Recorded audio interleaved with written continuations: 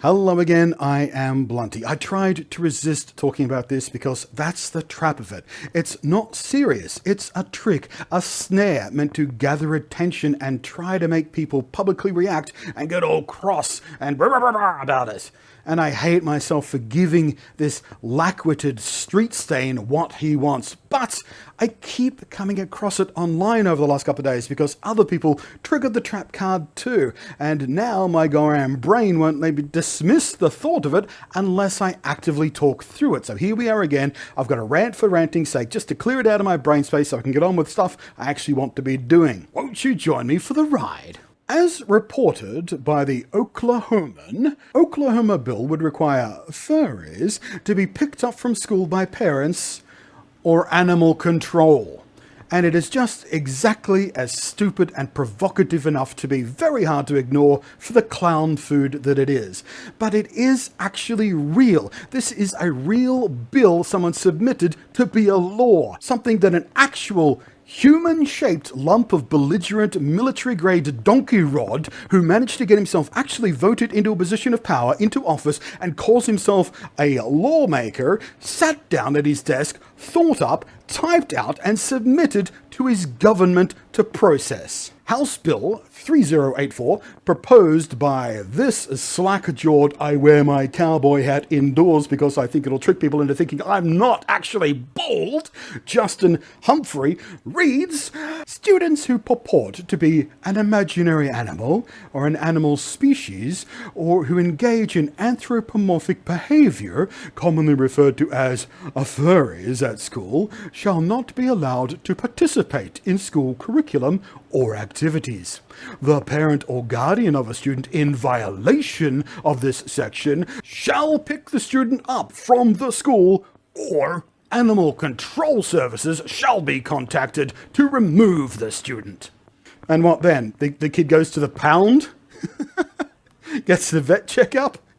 Gets put in one of those little cages? Gets put down? Now, Justin, the catastrophic collection of solidified baboon farts that he is, knows this bill will never ever pass into law. He knows this is wasting people's time, wasting the government's time and taxpayer money. It is literally unconstitutional for a basic start of it. The 8th Amendment specifically, if you're curious, the one about cruel and unusual punishments. And I defy you to define a child using their imagination being punished by being picked up by animal control as a reasonable punishment for that behavior. No, the only reason this repugnant abuse of the system and complete waste of taxpayer money and governmental time exists is to be a wedge issue. And it's easy to target furries because while they're very, very visible and identifiable, people don't really get them. There's a lot of ignorance around them, something that I recently went on my own adventure to explore in my own ignorance, and I found it a bunch of interesting stuff. It's in this video. Please give it a watch. I worked hard on it. I think you should watch it. Who knows what you might find out. But these hateful jackasses like Justin keep abusing that ignorance about furries. Their intent is to use furries as a scare tactic because idiots always fear what they don't understand, and a lot of people don't understand furries.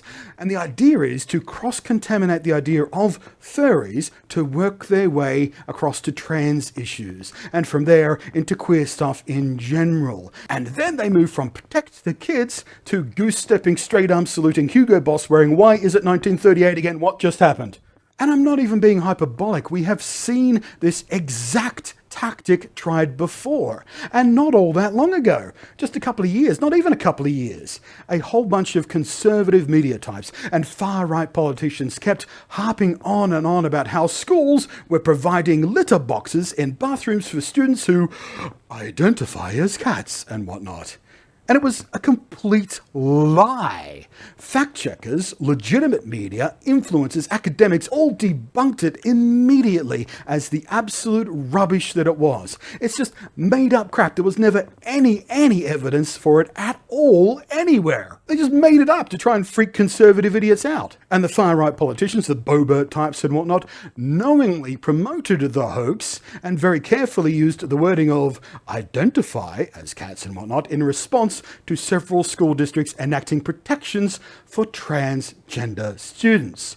Because that's what it was always about. Targeting queer kids. You start with something weird and hard to understand, like furries. You use that as a wedge to push the idea over to trans kids, and then queer kids, and then so on and on and on and on it goes, all the way through the line of various minorities. And of course, it was and is never ever about protecting the kids. Just search for that term to prove it to yourself. Hit Google with "it was never about protecting kids" and you'll find story after story after story, endless evidence of right-wing hate mongers using "won't somebody think of the children" to prey on people's instincts, only then to follow on by trying to ever further expand the no gay type stuff far beyond kids and schools. It's happening right now. Their "don't say gay" stuff for schools is right now being pushed into adult workplaces too. It's never about the kids. It was never about the kids. Kids are just really easy to use to prey upon people's sympathies and fears. It is scumbaggery.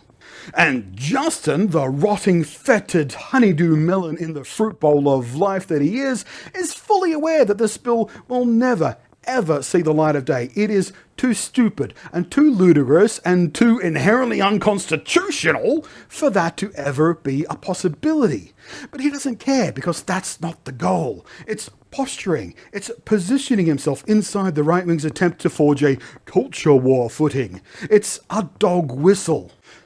But I think perhaps Justin, the fly-blown, smelly little coil of front lawn dog leavings within the rest of his ignorance about furries, might not know how resourceful, clever, and hardcore grey hat code literate a lot of furries actually are, and how much of the internet is actually kept functional by furries. I'd not be too shocked if Justin found himself dealing with some technical issues in the not too distant future, which, for the record, officer, I do not condone, encourage, or wish upon even the most thumb-shaped politicians in Oklahoma. I would still laugh, though, very loudly. And there we go, release. It is out of my head. I've done the rant. I have expunged it from my think meat. I can get on with my life now. And I know I keep plugging this video over the last few weeks because frankly, I think it should get more views than it has got already.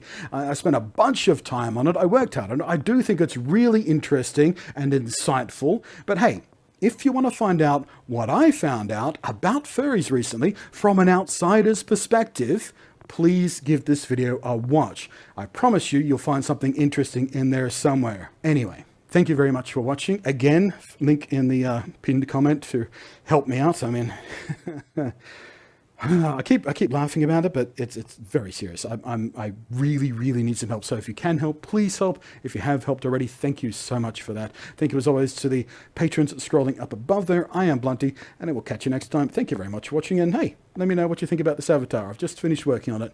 I'm pretty happy with it. You know how hard low poly hair is, by the way? That's tricky.